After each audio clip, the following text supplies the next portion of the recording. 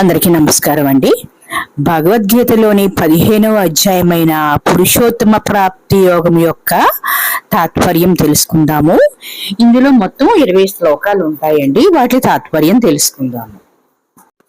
శ్రీకృష్ణుడు అర్జునునితో ఇలా పలికెను: వేర్లు పైకి మరియు కొమ్మలు క్రిందకి ఉన్న సంసారం అనే అశ్వత్థ వృక్షము అంటే రావి చెట్టు నాశనం లేదని, వేదములే ఆకులుగా గలదని వేదము చెప్పుచున్నది. ఈ చెట్టు యొక్క రహస్యము తెలుసుకున్నవాడు వేదములను తెలుసుకున్నవాడు అవుచున్నాడు.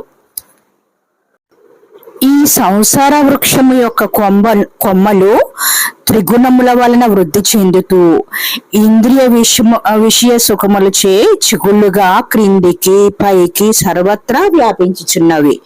మానవులను కర్మల వలన సంసారములో బంధించు భౌతిక కోరికలను ఓడల వలె అంతు లేకుండా పెరుగుతూనే ఉంటాయి. ఈ సంసార వృక్షము యొక్క నిజస్వరూపము మరియు దాని యొక్క ఆది అంతముతో పాటు మూలాధారము ఈ లోకమునందు ఎవ్వరికీ తెలియవు.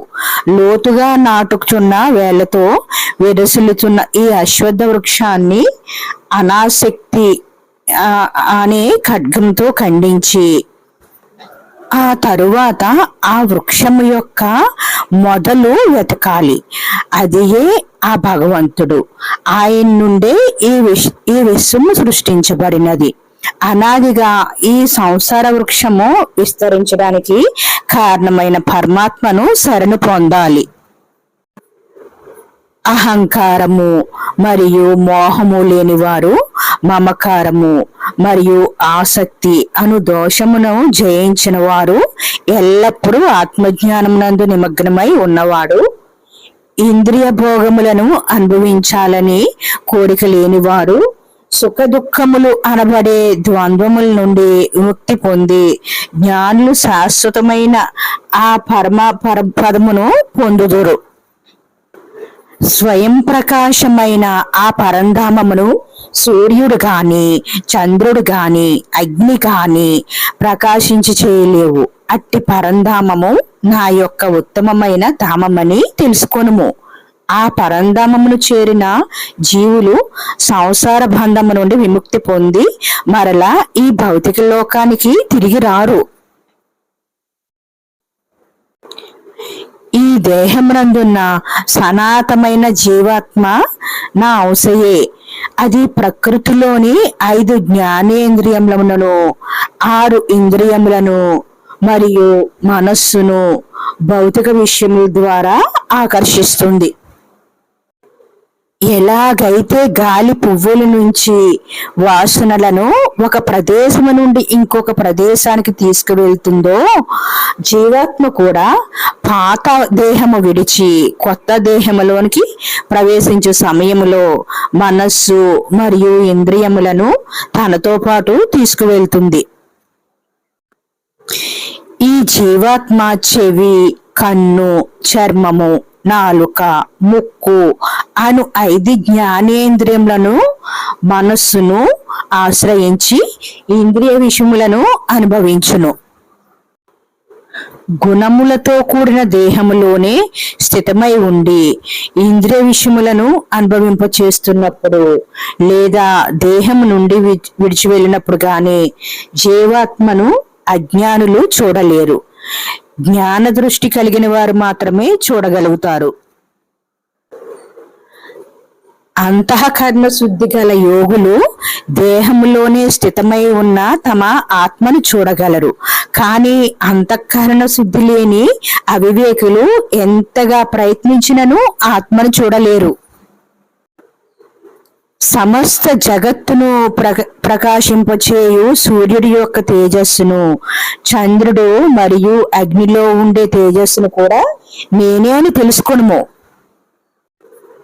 నేను భూమిలో ప్రవేశించి నా శక్తి ద్వారా సర్వభూతములను ధరించి పోషించుచున్నాను.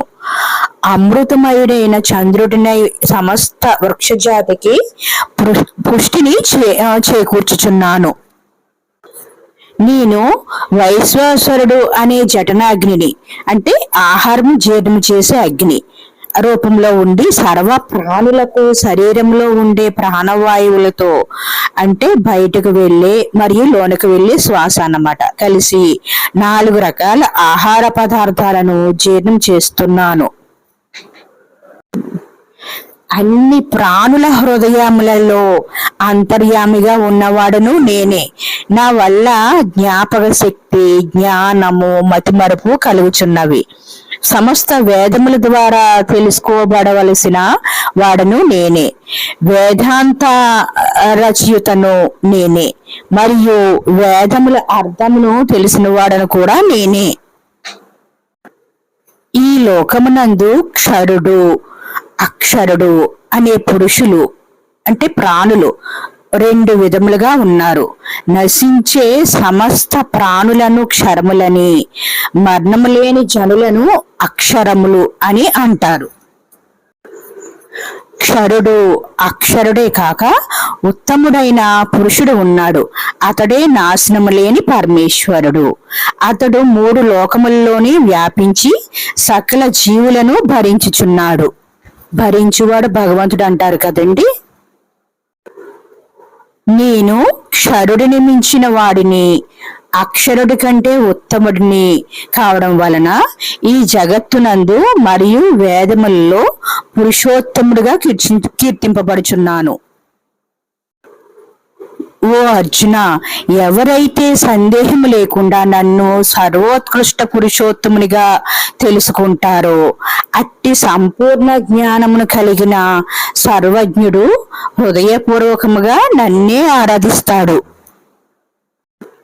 ఓ అర్జున, అత్యంత రహస్యమైన ఈ శాస్త్రమును నేను నీకు తెలియచేశాను.